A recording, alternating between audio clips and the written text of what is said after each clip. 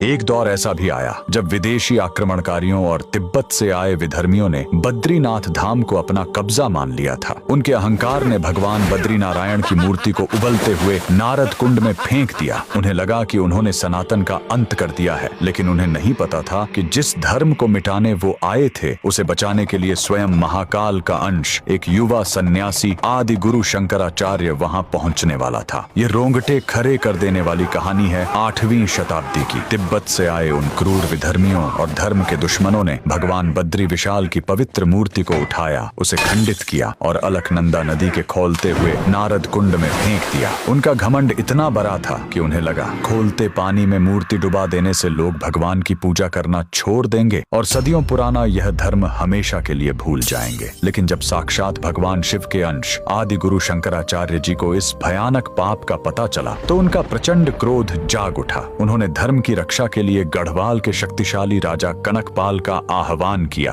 फिर जो हुआ वो इतिहास के पन्नों में दर्ज हो गया। राजा कनकपाल की विशाल सेना की तलवारें और आदि गुरु शंकराचार्य का अकल्पनीय आध्यात्मिक तेज, जब ये दोनों शक्तियां एक हुईं तो उन क्रूर तिब्बती आक्रमणकारियों पर ऐसा विनाशकारी कहर टूटा कि उन्हें अपनी जान बचाकर बद्रीनाथ की वो पवित्र भूमि हमेशा के लिए छोड़कर भागना पड़ा। दुश्मनों का सर्वनाश करने के बाद शंकराचार्य जी को दिव्य दृष्टि प्राप्त हुई। बिना एक पल सोचे उस परम तपस्वी ने अलकनंदा के उस खौलते हुए गर्म जल के कुंड में छलांग लगा दी। कई सालों से उस अथाह गहराई और खौलते पानी में कैद भगवान बद्री विशाल की मूर्ति को वो अपने हाथों से खोजकर बाहर निकाल लाए और उसी परम असीम भक्ति के साथ भगवान बद्री विशाल को उनके असली सिंहासन पर पुनः स्थापित कर दिया। लेकिन आदि गुरु शंकराचार्य जानते थे कि भविष्य में कोई और विधर्मी इस पवित्र धाम की तरफ आंख उठाकर भी न देख सके, इसलिए उन्होंने पास ही मौजूद एक अमर कल्प वृक्ष के नीचे भगवान विष्णु की घोर तपस्या शुरू कर दी। उनकी इस हार कपा देने वाली तपस्या से भगवान श्री हरि विष्णु अत्यंत प्रसन्न हुए। भगवान के आशीर्वाद और मार्गदर्शन से शंकराचार्य जी को पास बहती नदी के जल से एक स्वयंभू शालिग्राम प्राप्त हुआ। यह कोई साधारण शालिग्राम नहीं था, बल्कि इसमें भगवान विष्णु के सबसे खतरनाक और उग्र रूप साक्षात नरसिंह अवतार की अलौकिक छवि उभरी हुई थी। उसी दिव्य शालिग्राम को लेकर शंकराचार्य जी ने बद्रीनाथ धाम के मुख्य मार्ग पर एक नया मंदिर स्थापित किया और आज भी इस मंदिर में विराजमान भगवान नरसिंह की उस मूर्ति से जुड़ा एक ऐसा रूह कपा देने वाला चमत्कार है जो पूरी दुनिया को हैरान कर देता है। मान्यता है कि भगवान नरसिंह के इस अवतार की मूर्ति का बायां हाथ हर दिन रहस्यमयी तरीके से धीरे धीरे पतला होता जा रहा है। तो कमेंट्स में पूरी श्रद्धा के साथ जय बद्री विशाल और जय भगवान आदि गुरु शंकराचार्य जी जरूर लिखें।